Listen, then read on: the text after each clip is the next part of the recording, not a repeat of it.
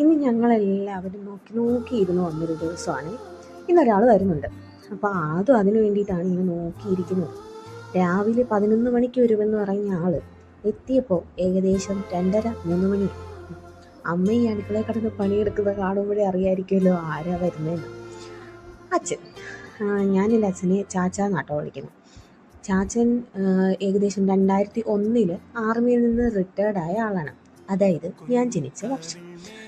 അന്ന് കുറച്ച് നാളൊക്കെ ഓട്ടോ ഒക്കെ ഓടിച്ച് നടന്നു. പിന്നെ ഞാനൊരു LKG UKG ആയ സമയത്താണ് അച്ഛൻ ഗൾഫിൽ പോകുന്നത്. അന്ന് മുതൽ അച്ഛൻ ഏകദേശം 2 മാസത്തേക്കോ അല്ലെങ്കിൽ 1 മാസത്തേക്കോ 2 വർഷം കൂടുമ്പോൾ വരാറുണ്ടെങ്കിലും നമുക്കങ്ങനെ കയ്യിൽ കിട്ടാറില്ല. ഓടി നടന്ന ആ 2 മാസം കൊണ്ടായിരിക്കും പല കാര്യങ്ങളും ചെയ്തു തീർക്കുക. ഈ ഓട്ടപ്പാച്ചിലെല്ലാം കഴിഞ്ഞ് അവസാനം ചാച്ചൻ പോയി കഴിയുമ്പോഴായിരിക്കും ആലോചിക്കുക, ഒരു ഫോട്ടോ പോലും ചാച്ചൻ്റെ കൂടെ എടുത്തില്ലല്ലോ എന്ന്. അങ്ങനെ മിക്കപ്പോഴും ചാച്ചൻ വരുമ്പോൾ എവിടെയും കറങ്ങാനൊന്നും പോകാനൊന്നും സമയം കിട്ടാറില്ല. ഈ പ്രാവശ്യം പോകണമെന്നൊക്കെ പ്ലാൻ ചെയ്തിരിപ്പുണ്ട്. അങ്ങനെ വന്നതിന് ശേഷം എൻ്റെ മെയിൻ ചടങ്ങായിട്ടുള്ള പെട്ടി പൊട്ടിക്കൽ ഞാൻ സ്റ്റാർട്ട് ചെയ്തു. പെട്ടി പൊട്ടിച്ചപ്പോഴാണ് മൊത്തം കുട്ടിക്കുരുപ്പിനുള്ള സാധനങ്ങളാണ്. അവന് വേണ്ടിയിട്ടുള്ളൊരു ബാഗ്, പിന്നെ മുട്ടയിടുന്ന താറാവ്, റോബോട്ട്, പലതരം കാറുകൾ, ലൈറ്റ് കത്തുന്നതും ലൈറ്റ് കത്താത്തതും, അങ്ങനെ പല ടൈപ്പിലെ സാധനങ്ങളും അവൻ അപ്പൂപ്പ കൊണ്ടുവന്നിട്ടുണ്ടായിരുന്നു കേട്ടോ. അതിനാണ് എന്ത് പിറക്കണമെന്നറിയാതെ അതും ഇങ്ങനെ ഓടിച്ചാടി നടപ്പുണ്ടായിരുന്നു.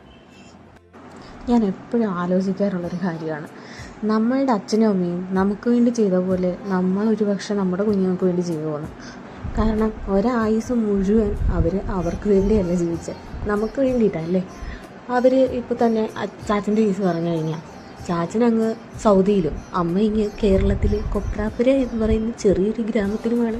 അപ്പോൾ ഇവർ തമ്മിൽ കാണുന്നത് തന്നെ ഞാൻ നേരത്തെ പറഞ്ഞ പോലെ 2 വർഷം കൂടുമ്പോൾ 1 മാസമോ ചിലപ്പോൾ എന്തെങ്കിലും ഒരു അത്യാവശ്യത്തിന് ഓടി വരുന്ന ഒരു 20 ദിവസമോ ഒക്കെ ആയിരിക്കും. അപ്പോൾ എന്തിനു വേണ്ടി അവരിങ്ങനെ സാക്രിഫൈസ് ചെയ്തു എന്ന് ചോദിച്ചു കഴിഞ്ഞാൽ അതേ മക്കൾക്ക് വേണ്ടി തന്നെ.